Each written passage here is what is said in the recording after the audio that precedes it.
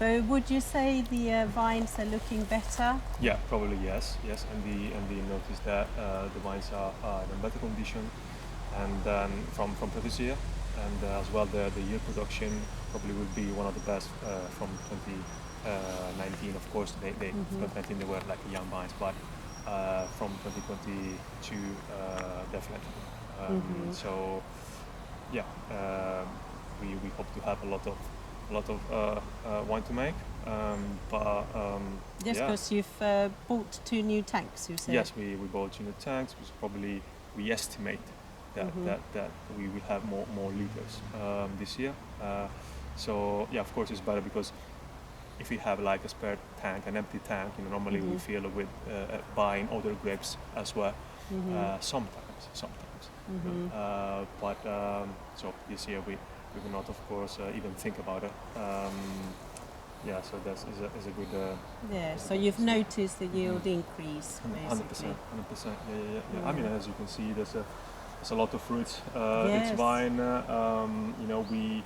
We prune long, so we left more than 7 buds, on a single guyot cane. But that was on purpose as well, to see the capacity for the vines to produce. So maybe you might think next year to have or a double guyot or a permanent branch, So especially for the Chardonnay, we make some tests in the other side in Mallard Point to see the different aspect between flowering and as well as shooting, So we see that they are a bit late, they should to come up with a permanent branch rather than single guyot. But it comes an harmony, of the canes coming up, which is better. So there's less after to do in terms of the shoot positioning, and then and of course the manual job is less because you just cut all of it, and you don't have to choose the branch, sort the cane and tie it out. So makes your life easier. Exactly that, but that's dependent of the capacity of the vine to manage this, especially after 3-4 years, so for young vines. Yes. So yeah, let's see how it goes, the sugar level, how they increase in these weeks, and then make our consideration. Yes, well, it'll be very interesting to see if it has made a change to your Brix levels. 100%. But actual fact, you can start to see with the we had a bit of magnesium deficiency. We're very magnesium deficient here as a site, and we put some more MagFlow on. But every application of yours we put on individually, as you said, because that's the best way to do it. You mean talking about the Cropaid Anti-Heat? And the frost. Every time we put your stuff on, we've always put it on individually by itself, because it's been your recommendation that that's the best way to stick it on, and you're going to be the best in how it may or may not react to. When it bother you to try to ask about every single, this is going to have a. Can it mix with this? Exactly that, and I obviously don't want a sprayer that's going to be bunged up with anything else. So we put it on there. Has it been a hassle? No, I don't really think so. It's not, we haven't got huge acreages to go over. We're all here to do it. 5 hectares. Yeah? Absolutely. And I think the benefit is obviously to see, does this stuff work? And we could see from the frost situation that we unfortunately experienced on May 25th this year. It was very, very late. But in actual fact, by applying, we was obviously still applying anti-frost at that stage. But we've never seen, in my opinion, leaf health, and my agronomist's opinion, so abundant. We also, you might mention patches in certainly in the bottom here, as well as on the other side where we haven't had significant leaf growth, and this year, which I'd say is a great growing year, but also a challenging year because of the heat, and certainly for young vines that may not have got away as well, that certainly the dips and bits and pieces from fruit as well as canopy have never looked so better. So, as I say, I've put nothing else really different in my plan here. I would say that your product has definitely helped us in some way or form. Our yield on our Cab Dura, for example, is immaculately clean, and is flying. It's an early variety for whatever. reason, and I can't work out. It's a red grape variety, but it's sat there at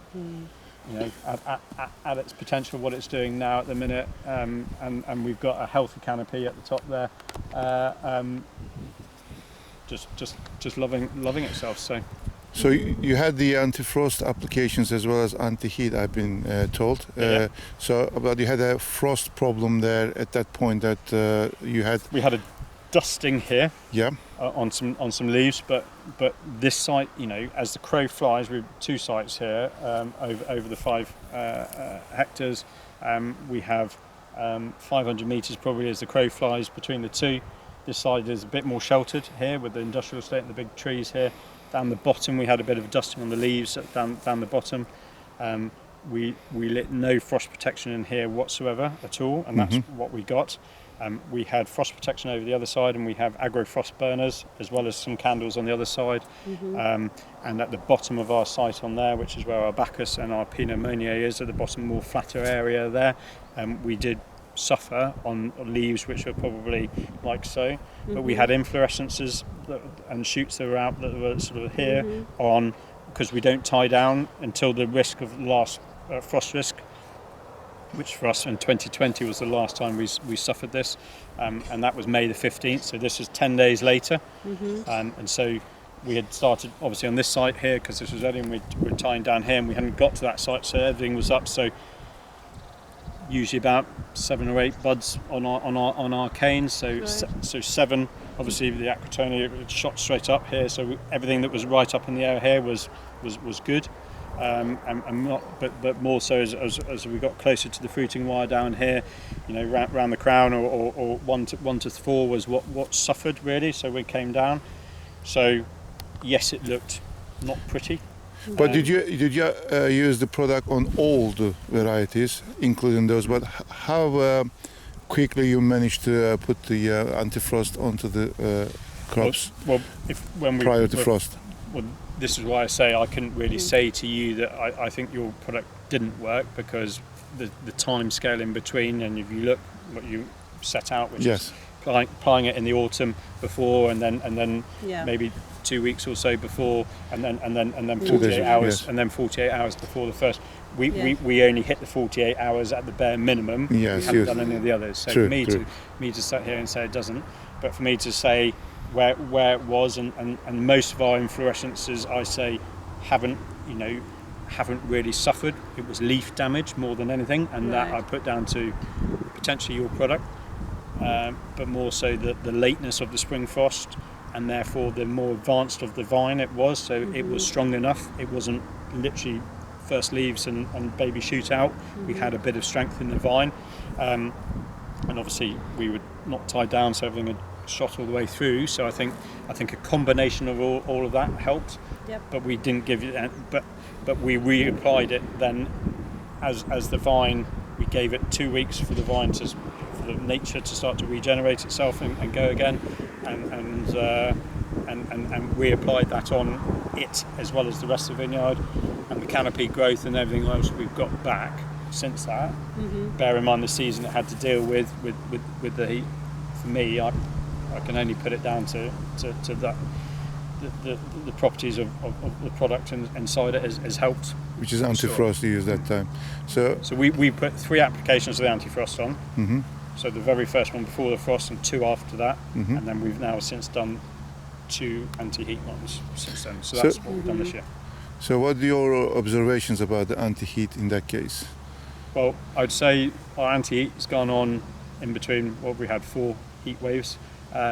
So they've gone on the sort of 3 and 4. They haven't done on 1 and 2. The anti-frost is on 1 and 2. My observation is that we traditionally went very yellow leaves, and yes, there's a little bit on the bottom there, but more so on that side there. This is a stronger soil type, a more protected site.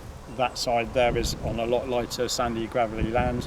We're high pH here anyway. We're 8 as a pH across our site here. But as I said, canopy-wise, leaves on and strength of leaves. You could see big fat leaves, whether it's just not only in Chardonnay but in pewees on this side and that side.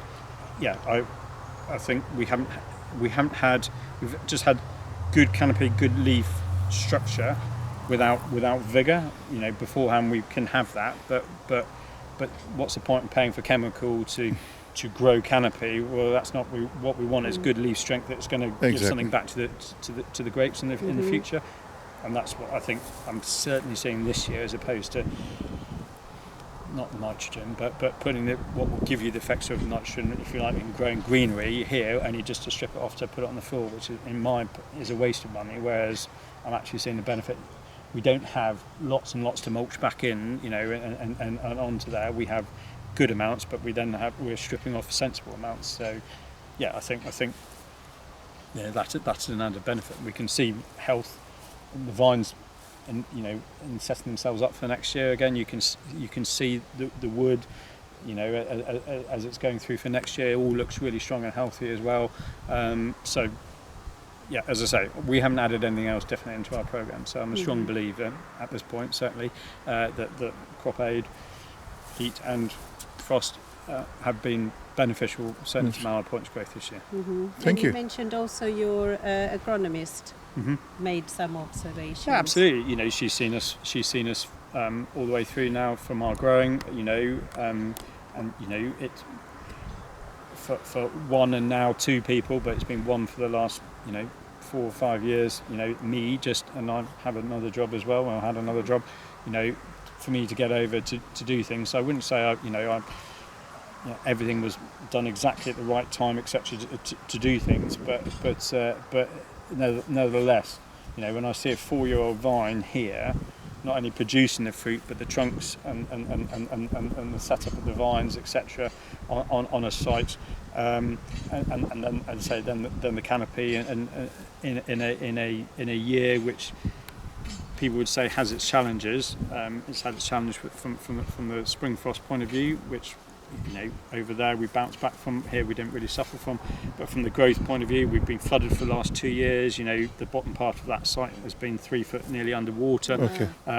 Onto there at a time of year, yes, when they're dormant. So you know, vines have challenges all the time. But I think, you know, putting a natural product onto something and seeing the benefits that we're seeing is, you know, again, is part of the reason why we planted peawees, where we don't want to be spraying left, right, and centre to have, you know, against disease. You know, so putting a good natural product on and seeing the benefits of that. Yes, spraying individually, but more so putting that on as a nutrition, as opposed to something that could be more synthetic is and seeing what we're seeing now is good. Juri mentioned about the increased yield. I don't know, what's your observation on the harvest will be? Yeah, I mean, significant increase in yield this year. You know, again, you know, certainly Cab Jura not wanting to push it, and we may still well drop a little bit off there, because I think we can if we need to. We are coming up to the 3rd week of August now, well ahead of where we would be. You know, this went veraison on July the 10th. Normally it goes veraison about 2 weeks ago. So again, this is a red grape variety.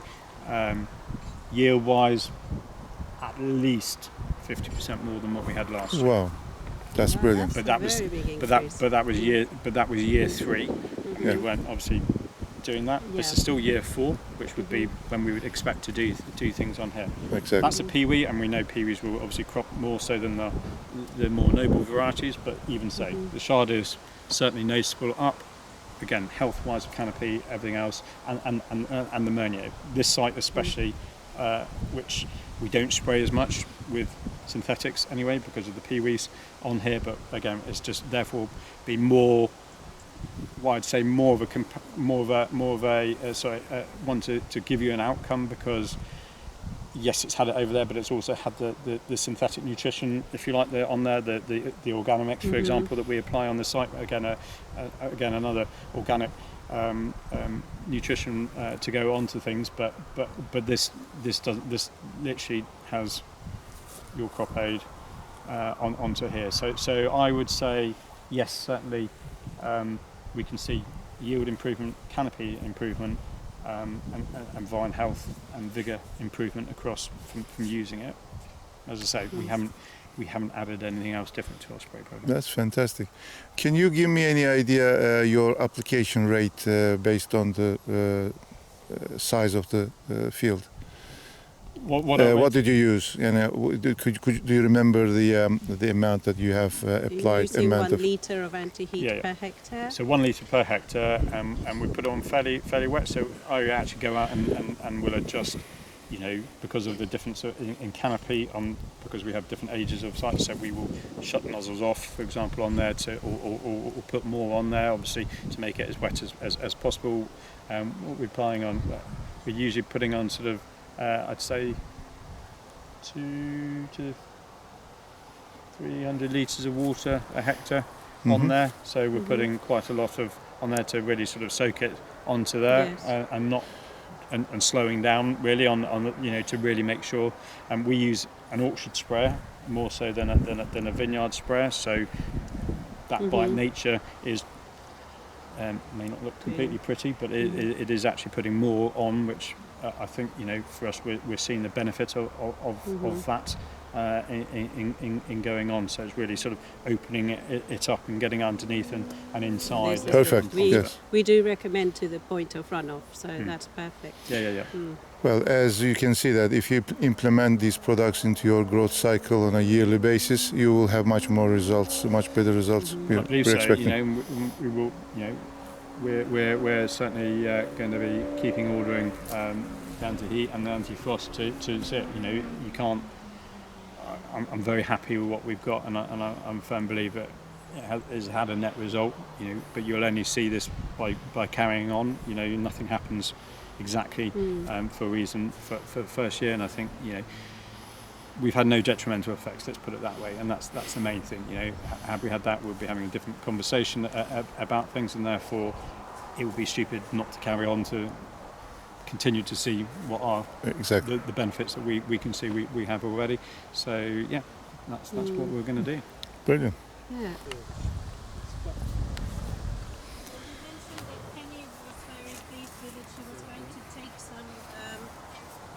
Antifrost somewhere or something. I gave her an empty tub of your Antifrost and AntiHeat, so she had it to be able to contact you guys and see what was all in it.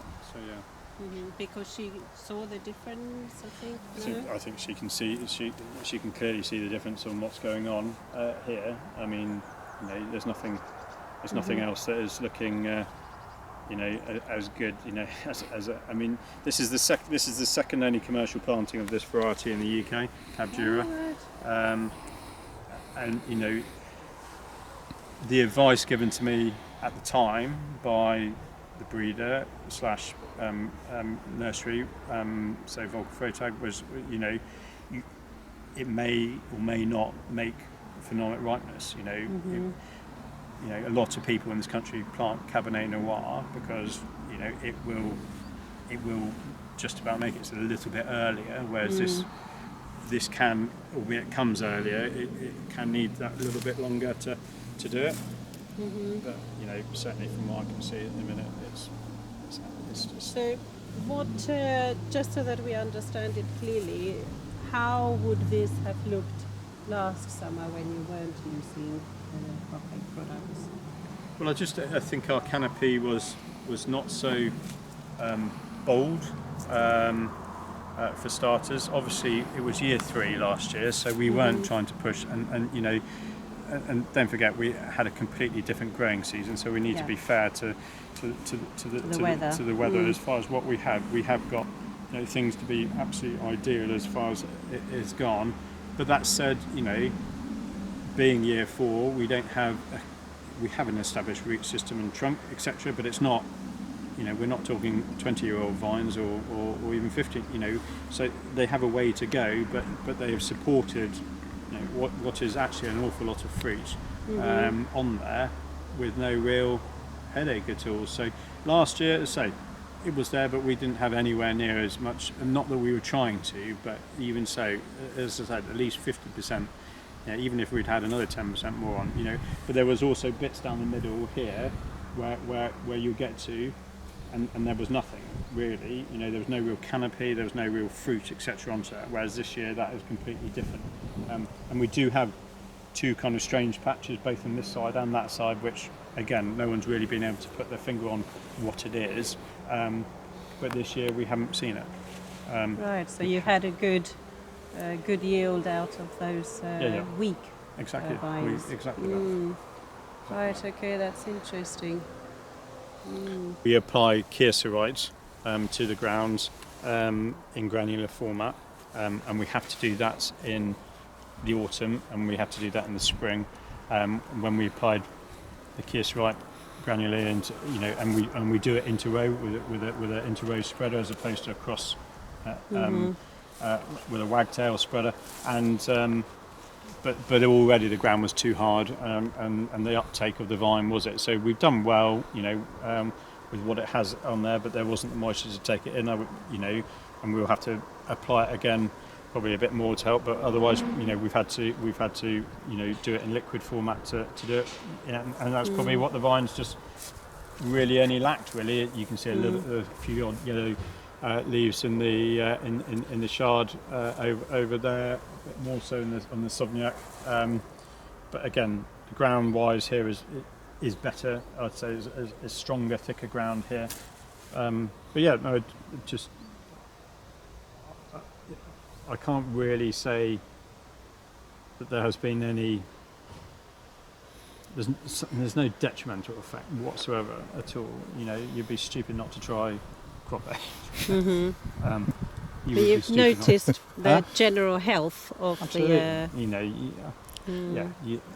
I would say 100%. You can see the vines are at this stage where you are now. Why would you not be smiling to have that in there? And you've used something. I can't stick my hand on my heart and say it is only that. The weather has played a part, etc. on there, but it is certainly a lot stronger and healthier than it was last year. Just from a leaf point of view, and as far as the grape point of view. So the leaves are bigger, stronger. Leaves are bigger. Leaves are bigger. Leaves are bigger. They are stronger in what they do. And they are. And darker, obviously. Darker. Yes. So that just reflects as well what's going into the grapes themselves, doesn't it? Absolutely. They're looking very well. So when will these be ready and in a bottle? Well, in a bottle will be a little while to go for that. But certainly, we picked this last year, the last week of September, pretty much 30th September. We'll be 2 weeks earlier. That's we want obviously for night ripeness going for red wine to make the only red wine of Cab Jura in this country. We've seen what it did last year and where it was. We've now got a almost perfect growing season along this year, and as long as we can keep birds and bees off it, birds and wasps off it, then we'll be wanting to hang this out just really to get everything out of the grape from a maturation point of view, and phenolic ripeness to make super lovely red wine. Really, but when can I buy one? When can you buy one? Well, it's going to be next year, end of next year probably. By the time it's done its time in barrel and everything else in there. But it's time. It's one of those things in vineyards that from the outside not necessarily everyone can appreciate, but it's time is something that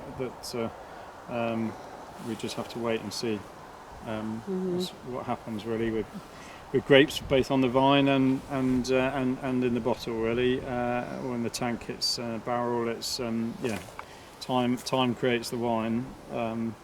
Once the vine's done its thing, it's time. And then it has to age in the bottle. That's another time. That takes longer. Yes, it does. I think, and the other thing is, and I know flowering was, I mean, some people say they had rubbish flowering this year, weather-wise, etc., or they had rubbish flowering from the year beforehand, therefore they've had rubbish flowering this year. Because lots of people like to say they've had good flowering this year, the next year's. We suffered an awful lot from hen and chick, so a lot of, you know, big berries and small berries, chicken and hen, or what some people call it. Again, very, very minimal part of that across everything this year as well, which, you know, has been one thing. So the sizes have been more even. Absolutely. Because you can see they are all pretty Absolutely. much. Absolutely.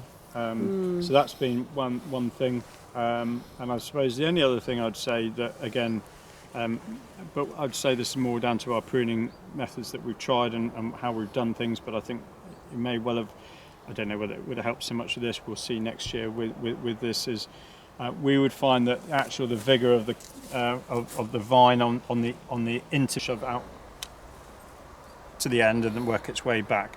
But we would normally see that there'd be very little going on in between here.